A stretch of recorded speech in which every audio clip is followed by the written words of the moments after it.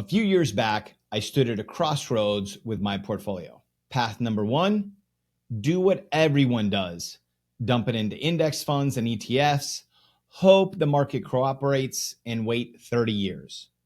Path two, deploy it like the ultra wealthy do. Multiple asset classes, income-focused, strategic allocations. I chose path two. While working my tech career, I wanted to start replacing my paycheck. So I decided to build out an income-focused portion of my portfolio and deployed $530,000 across 9 specific investments, each one generating actual cash flow, not hypothetical future gains. The result, $57,000 in annual income.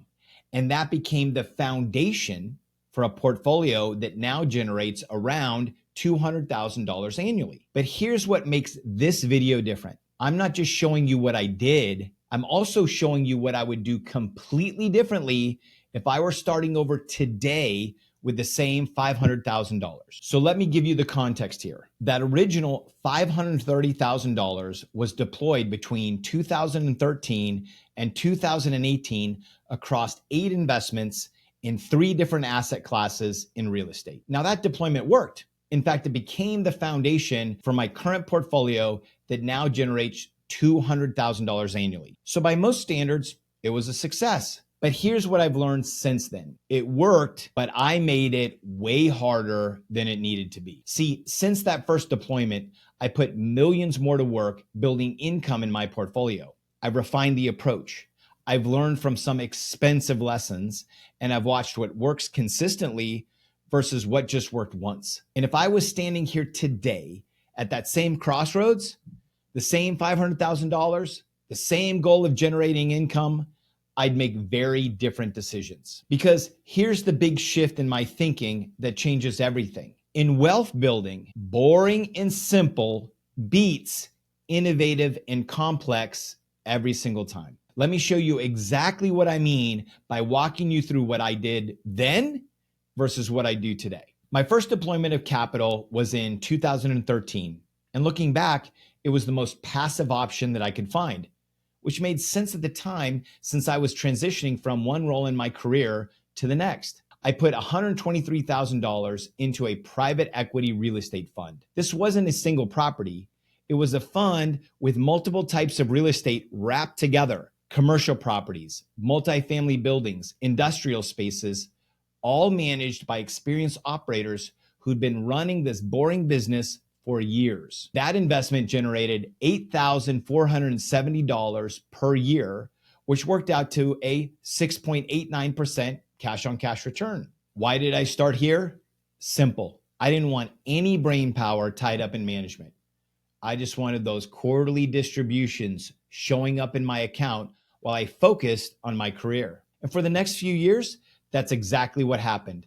I focused on my day job, dabbled with stocks more as a passion project, and let that first investment just run. Then in 2017, I was ready to deploy the next batch of capital. By this point, I learned more about real estate investing and felt comfortable going deeper. I invested $200,000 across 2 different multifamily syndications. These were value add deals, properties that needed renovation and repositioning, the kind of investment that sounded sophisticated and exciting. The combined returns, $12,664 per year.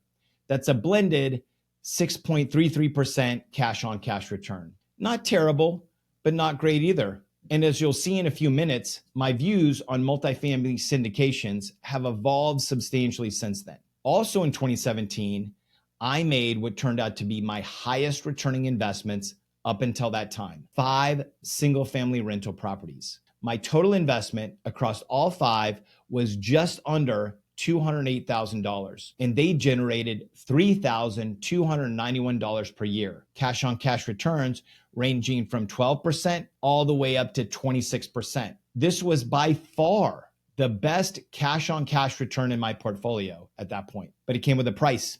Dealing with what I would call the 3 T's of real estate: tenants, toilets, and termites. Now, thankfully, we didn't have to deal with termites, but the other 2, yeah, those made single family homes something I couldn't wait to exit later. But luckily, my wife actually enjoyed this type of hands-on management, So this became her part of the portfolio to own and run. So let me summarize what that original deployment looked like. $530,000 total capital deployed, $57,428 in annual income. That created 11% blended cash on cash return, resulting in $4,785 in monthly investment cash flow. And in terms of allocation, 23% in a PE fund, 38% in multifamily syndications, and 39% in single family rentals. Now, here's what actually worked from this approach. First, I was generating real income from day one. I wasn't waiting 30 years for some hypothetical retirement drawdown. Second, I had diversification across 9 different investments. No single point of failure. Third, there was a balance between passive and active. 61% of my capital was completely passive, and 39% required some involvement by my wife and I. And fourth, I could still work a full-time job. Because of the systems I was building out, this wasn't consuming my life. I'd do my weekly check-ins, quarterly reviews, and then move on. This deployment became the foundation for everything that came after it. It proved that this early version of what would become the micro-family office model actually worked. But, and this is the important part, there were inefficiencies that I didn't see at the time. Mistakes that cost me time, money, and unnecessary complexity. This brings me to what I do completely differently today. If I were deploying that same $500,000 today with the same goal of generating cash flow, I wouldn't just tweak the strategy. I'd use a completely different framework built on 5 core principles. These principles would get me to the same income faster with significantly less complexity, less stress, less capital deployed, and much more room to scale. Let me walk through each one. Principle number 1, cash flow over appreciation. Here's the first major shift. That original $500,000 deployment was a mixed bag of strategies. Some investments were betting on appreciation, hoping property values would increase. Others focused mainly on cash flow. I was trying to do both, but here's the problem with that approach. Appreciation is speculation. You're hoping property values increase. You're hoping for a good exit. You're hoping the market cooperates. Doing it over today, I'd have 100% focus on cash flow from day one. And I'd start with private equity real estate that generates steady quarterly distributions. No hoping, no waiting for an exit, just predictable income hitting the account. Specifically, I'd target these 3 types of assets. First, industrial triple net leases. These are commercial leases where the tenant pays base rent plus property taxes, insurance, and maintenance costs for the industrial properties like warehouses. Second, self-storage facilities. Now, these had a rough few years right after the pandemic, but they're coming back strong, and you can't get much more straightforward than self-storage. They're essentially simple boxes that print money. Third, debt and credit funds. These pool capitals to provide loans to businesses or real estate projects, generating returns through interest payments and fees. In each of these asset classes, cash flow is predictable. You can count on it. You can plan around it. For somebody building a portfolio to live off of, this is absolutely critical. Any appreciation? That's just a bonus. But it's not the strategy. It's not what you're counting on. The core lesson here, cash flow is the foundation. Everything else is secondary when you're building an income-focused portfolio. The second principle is simplicity over complex. In my early investments, value-add multifamily syndications were a significant part of my portfolio. These were properties that needed renovation, repositioning strategies, complex operational plans. At the time, they seemed exciting and sophisticated, but they were operationally complex. The market became oversaturated and there were too many variables, which meant more things could go wrong. Today, I look for the opposite.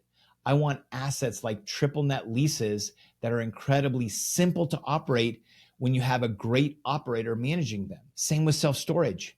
Simple operations, predictable income, easy to understand. Your biggest challenge is just finding a great operator. And the same with debt and credit funds. Pure income, minimal operational headache, nothing complicated that can break. Here's what I've learned in real estate. Simplicity equals wealth. This is actually the opposite of tech, where innovation and complexity often drive value. But here in real estate investing, boring businesses with boring operations produce the most predictable returns. The lesson: stop chasing sophisticated strategies. Get some simple, reliable points on the board first and foremost. Here's principle number 3, that may be the most important principle of all: the operators themselves. Because just as I mentioned, the hardest part of any investment can simply be finding a great operator. In the past, I spread capital across operators with varying levels of experience. Some were OGs who'd been in the same asset classes for decades. Others were newer operators with exciting stories and enticing projects, the disruptors who promised to revolutionize the industry. But here's the problem with those newer operators: they're learning on your dime. Their track record is unproven. You're essentially paying them to get their education. If I were starting over today, I'd only invest with operators who had 10 plus years of experience and multiple fund cycles under their belt. I want to see how they performed in 2008. I want to see how they handle COVID. I want boring, consistent track records that prove they can navigate any environment. Instead of chasing flashy investments with 20% plus promised returns, I'd look for the boring fund manager who's returned 12 to 15% annually for a decade straight. I call these blue chip funds, and the experience is their competitive advantage. The operators who've been through multiple economic cycles know how to protect capital. They know how to generate returns in any environment. Meanwhile, the flashy promises from new operators running ads on Facebook and Instagram, they usually underperform the boring, experienced ones. Here's the thing about those experienced operators: you won't see them running a bunch of ads. Their deals will fill up without them. You'll need to know someone who knows someone. That's why it's so important to surround yourself with people who are actively allocating money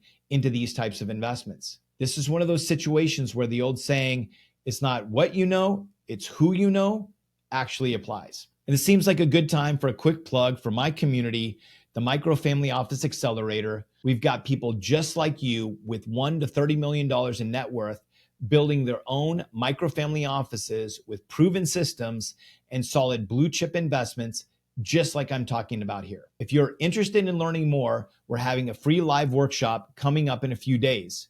You can apply with the link below this video or head to wealthops.io. Principle number 4 is go deep, not wide. Now, principle number 4 completely changed how I think about building relationships with operators. With that original $500,000, I had 9 different investments across multiple operators, which meant constant due diligence on new relationships, shallow connections with each one, and a lot of mental overhead hanging on all those different relationships. Here's the problem with that approach. Shallow relationships mean you get standard terms, no preferential treatment, no inside track on the best deals and opportunities. In managing 9 different relationships across different investment types, that's exhausting. What I do now is completely different. I'd find a few exceptional operators and invest with them across multiple different offerings. Here's a concrete example. Let's say I find a great industrial real estate operator. Instead of just doing one deal with them, I look into their other funds. Maybe they have an income fund and also a debt fund. I'd consider deploying capital across multiple vehicles with them, the same blue chip operator. When you go deep with one operator instead of spreading wide, several powerful things happen. First, you get better terms in preferred investor status. They know you, they trust you, they want to keep you happy. Second, you get early access to deals before they're broadly marketed. This is crucial because, like I said, with great operators, funds often fill up before any external marketing even happens. And third, you develop real relationships. You understand how they think. You get insider knowledge about what's working and what's not. And fourth, your due diligence process becomes concentrated. You know this operator inside and out.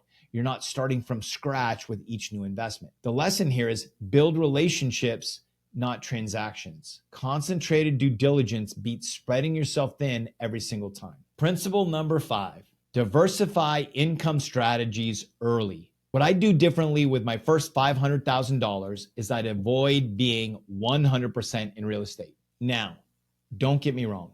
I love real estate.